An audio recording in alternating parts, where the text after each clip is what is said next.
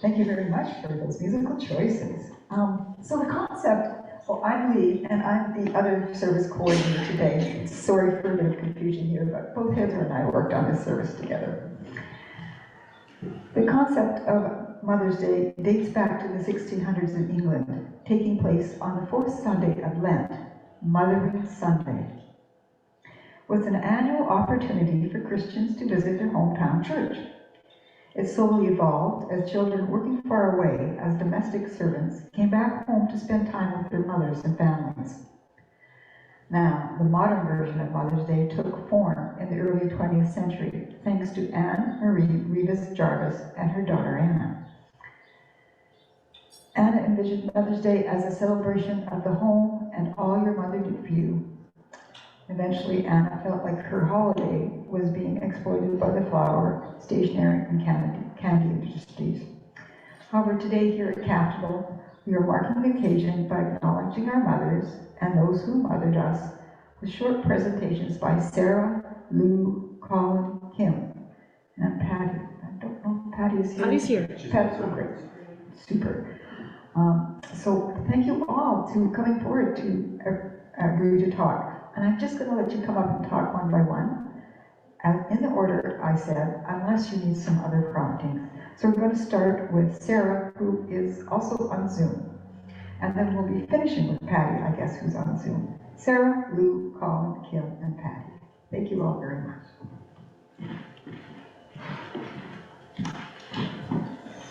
Okay, hi. Can you hear me okay? Yes, we can. Okay, perfect. All right, thanks. Yeah, I'm coming to you from Trenton, where I'm visiting my daughter and her family. So my mother, Brenda Weaver, would have been 102 yesterday. Her birthday was May 11th.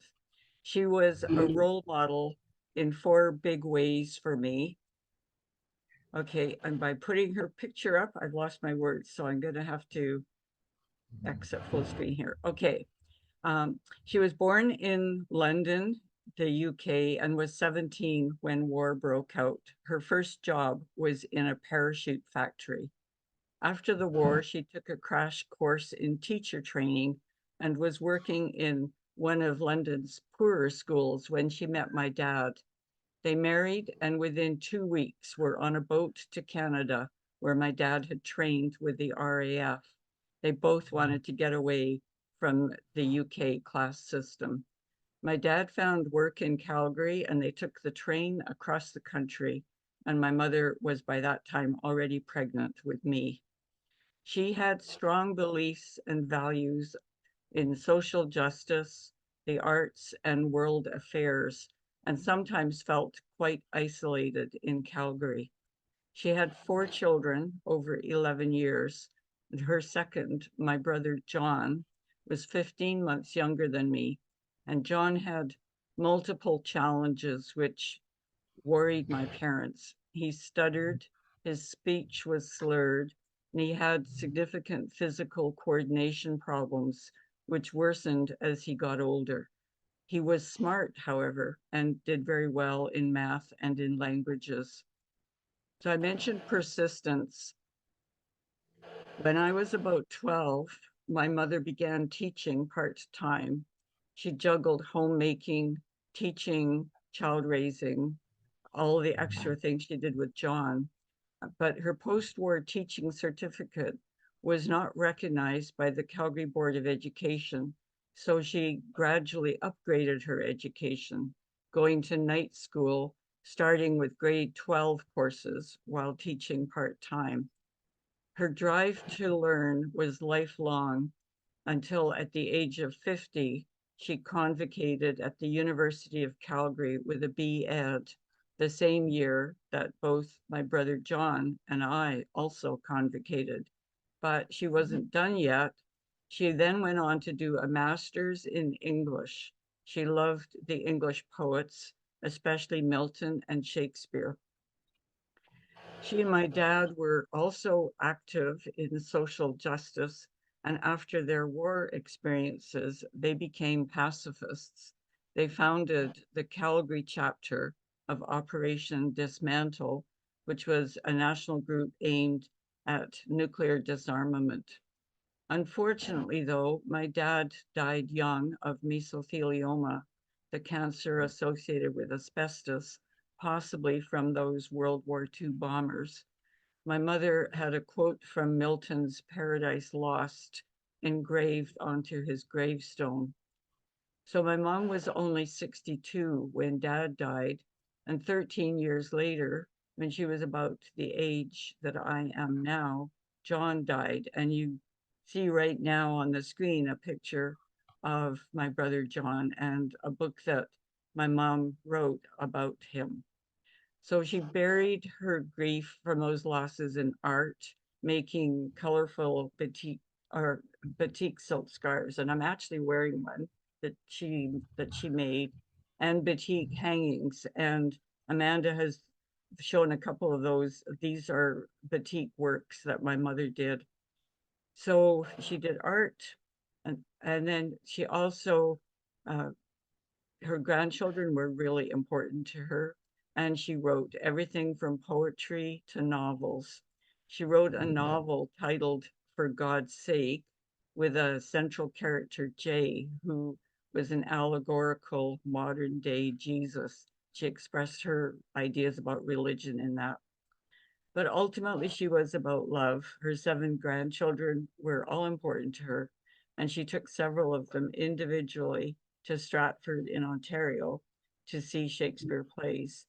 At the memorial service for her when she died, the grandchildren actually got together and, in her honor, performed a scene from A Midsummer Night's Dream. She was small in stature, but she left an indelible legacy on her family. Thanks.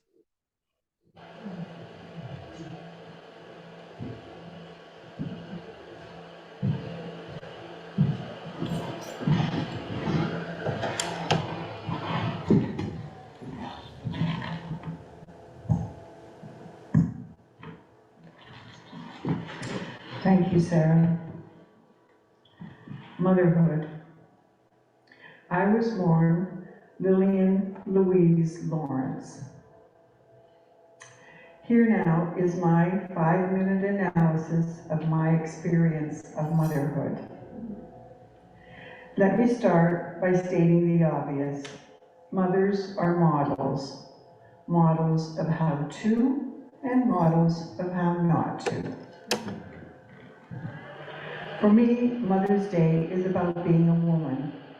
I acknowledge the chemical changes that occur during pregnancy, and I appreciate the significance of breastfeeding. Finally, for me, it's about celebrating unconditional love. Mother's Day is about being a woman. Currently, this can be minimally defined as one who is capable of carrying a human fetus internally, growing a human, as I say. More broadly, more inclusively, it is about being a caregiver, one who can provide unconditional love. My experience of being a woman. I reflected on my relationship with my mother and on my relationship with my daughter. I was my mother's first pregnancy, obviously successful, and I pondered the odds. My mother was very young, 18 when I was born. She was the youngest of her mother's children. Grandma Caroline became a mother when she was very young, even younger than my mother. I, on the other hand, experienced my first and only pregnancy when I was 41 years old. The capacity to grow a human has its challenges. One such instance is to acknowledge the chemical changes that occur during pregnancy. These changes are significant and last at least 6 weeks after the end of the pregnancy. Wow, I say, what marvel. Then there's breastfeeding. Ah, the life of a mammal, specifically humans. Fun fact, lactating can be done by all genders. Oh, Pregnancy has nothing to do with the ability to breastfeed. Either parent, both parents, adopted parents, all can enjoy the benefits of breastfeeding. One such benefit is that of bonding, and another are the improved immunities. Another marvel, right? Sadly, my mother believed that breastfeeding must not last more than 3 months. She was told that any longer was sexual perversion. As a member of La Leche League, which is an organization of breastfeeding mothers supporting breastfeeding mothers, I learned otherwise. One of the many things I experienced and learned about as a mother was unconditional love.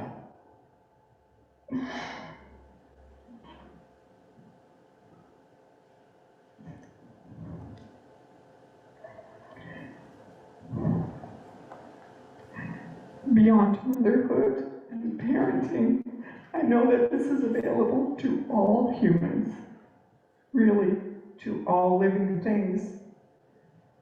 Unconditional love first became clear for me as I gained a working definition of love. You've likely heard me say this before. First, David Rico offered that love is attention, acceptance, affection, allowing, and approval. Then Marshall Rosenberg helped me to get clear about my compassionate definitions for each of those terms. And I know that I start by unconditionally loving myself, and that spreads to all living things. I long for the day when we no longer celebrate Father's Day or Mother's Day, and instead celebrate Love Day. Blessed be. blessed be.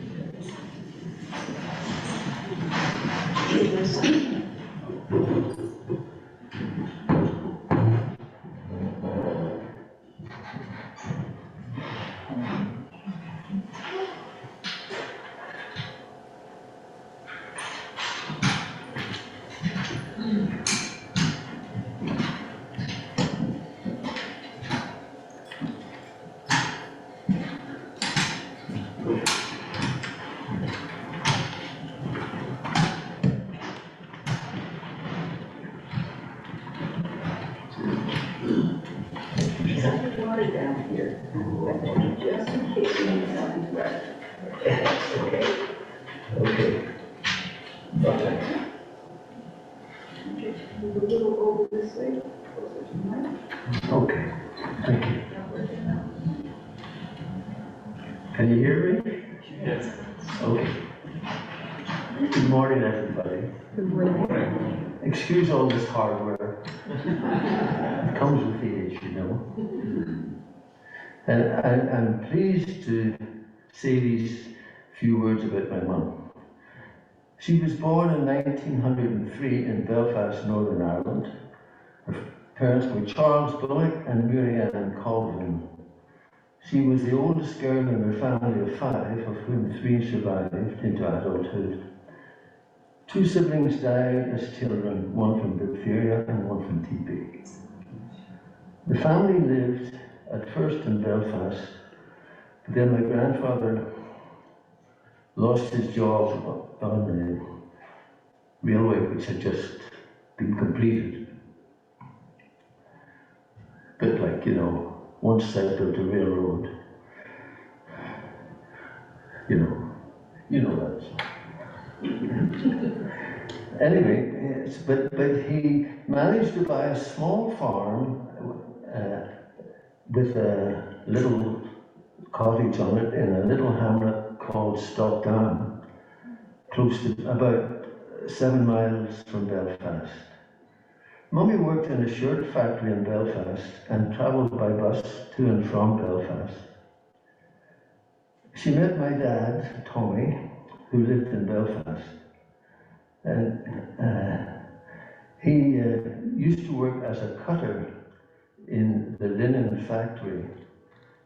Times were very hard at that time during the Depression that followed the First War. Because of poverty, they could not afford to get married for 5 years, so they had a long courtship. She would sometimes travel by bus the 7 miles from Belfast to meet him and spend an evening together, perhaps going to the picture house.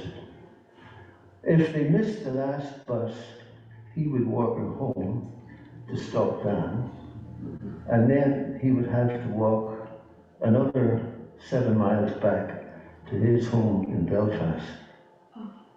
I'm not saying it was uphill both ways, but it must have been true love. So he was probably very light on his feet.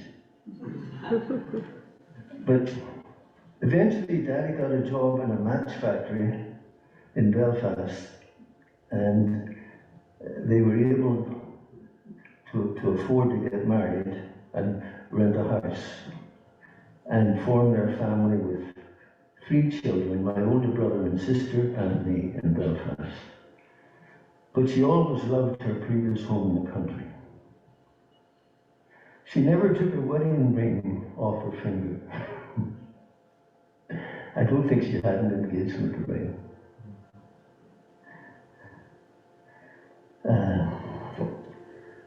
Who wrote this? It's getting hard to read. She made the best apple pie with Bramley apples. Remember the Bramley apples? How you were cutting them and the juice would squirt out? Yeah. Although neither of my parents had the opportunity to be well educated, Mummy was very wise, full of practical common sense, and understood the value of an education. She made sure that her children got the best schooling that was available to a working class family with limited means. Although she didn't talk about it, I learned about unconditional love from my mother and my dad. She would have done anything for me.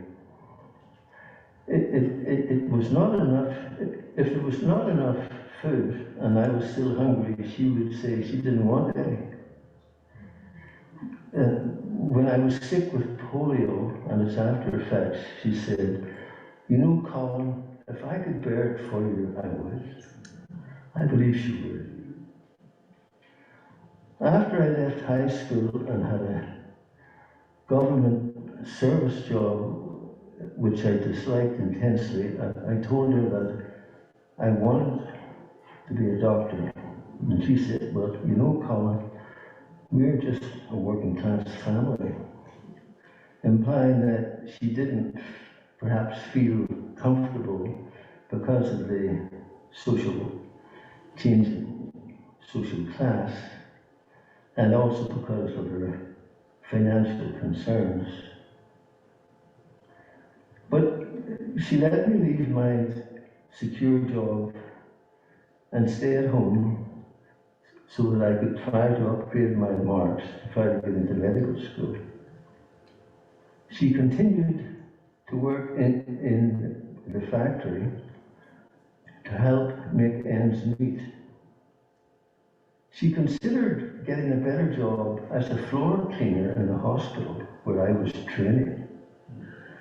But I felt it would have been too embarrassing for a young doctor to be seen greeting a cleaning woman in the hospital corridor. When I eventually managed to finish medical school, I became very proud of myself, arrogant, and thought I was superior, and did not treat my love with the love, and did not treat my mum with the love she wanted and deserved. I did not show my appreciation for all she had done for me. I think this sense of entitlement and unappreciation in the recipient must be very hard for the unconditional lover to bear. But in spite of my attitude and behavior, she never gave up on her unconditional love for me. Now at last I understand what a great lady she was, and how much I owed to her, and how much she loved me. I will always love my mom.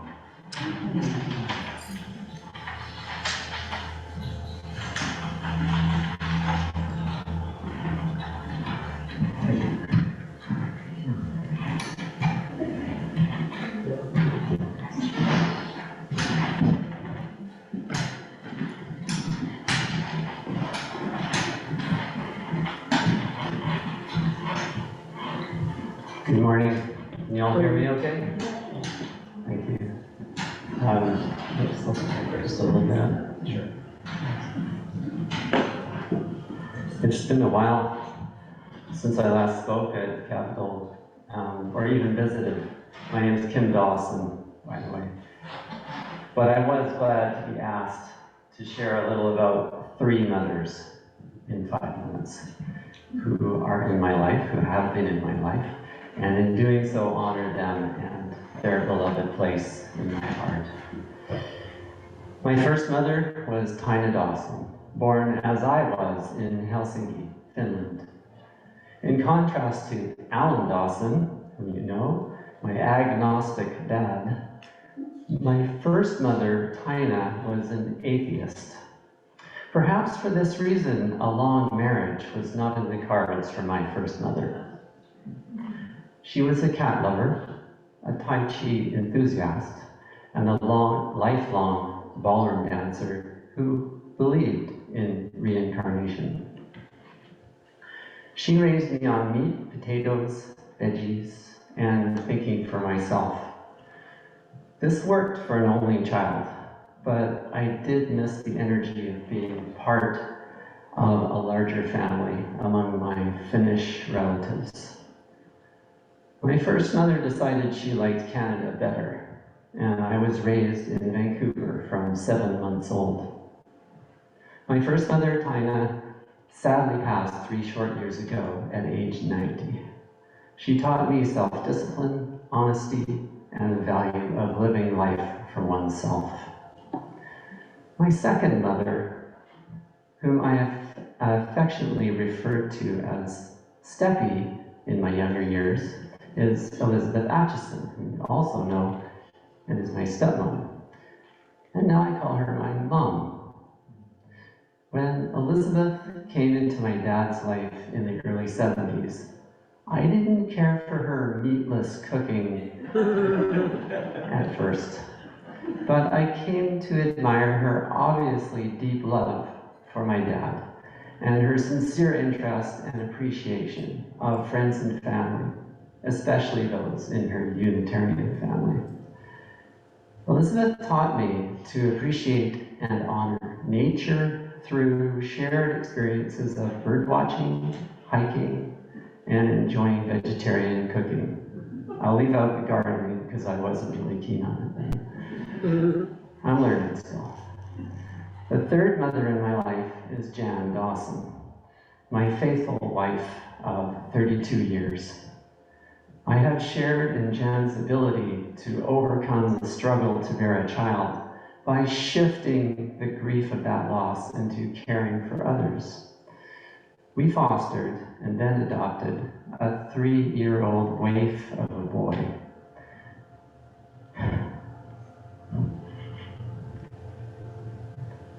He is now 32, highly skilled with computers, conversation, and insightfulness. Very much like her mothering of our son, Jan has also gifted her mothering energy to many fostered and adopted pets, mostly dogs, with her awesome capacity for compassion. True to form, Jan's mothering extended to founding and running a charity currently that provides funding and resources to support transition houses for women escaping domestic violence with their pets. I have basked in the cares and concerns of these three Unitarian mothers. Though they love me differently, they are one in the motherly love they shared with me, for which I am eternally grateful. Thank you.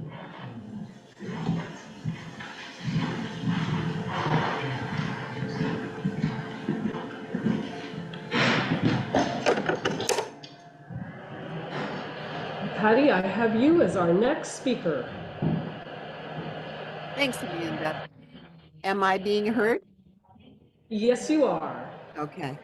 I'm quite unprepared to talk to you, but I will play it off the cuff. I was an adopted child, and I'm very grateful to the mother who raised me. She loved me dearly. She could not have her own children. She'd had a hysterectomy on the dining room table when she was like 13 or 14 years old, back in the day when doctors made house calls. Her mother was a stalwart fundamentalist Christian. When the Bible revivalists came and they put up the tents, it was a Black family that came to my small Michigan town. And there was a lot of there is a lot of racism there. But my grandmother would take in the family and put all the girls up in the bedroom with my mother and her sisters, and all the boys slept in the barn. And my mother had a very ironic spin on racism for being an unprivileged white woman. They were subsistence farmers, and I learned that music and food were the most important things to love life.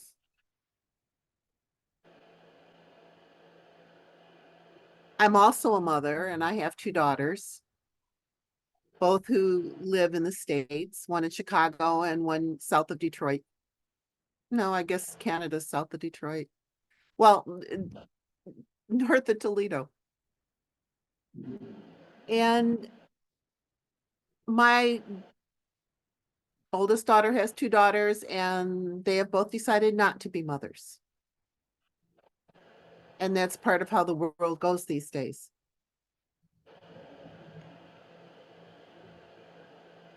The story I really want to tell you is about my birth mother. During the pandemic, I was able to hire an investigator, a private investigator, to find my birth mother. And I knew in Michigan, the law said that I could not get identifying information until she was dead. So I had expected her to be dead. She'd have been in her 80s. Well, it turns out she was not dead.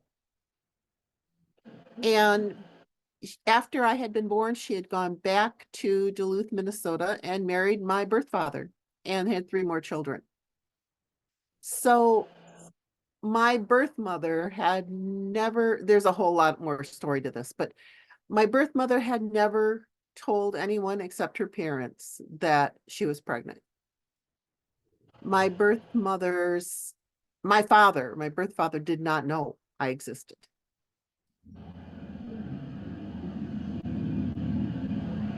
I was able to go meet my mother before she died and hear her story and hear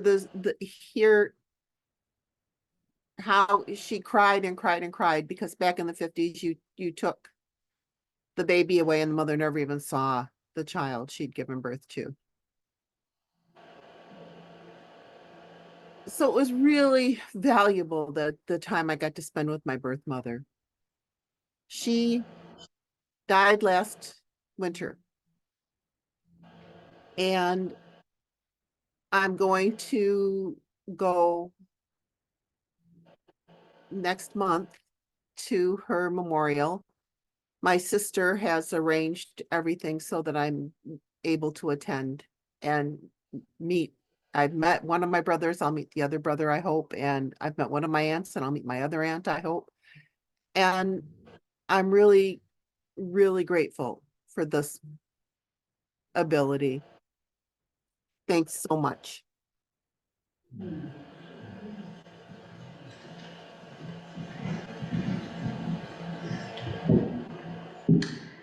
Thank you to our speakers for your incredible stories, for your comments, your loving words. I feel so privileged that you have let me into your lives with your talks today.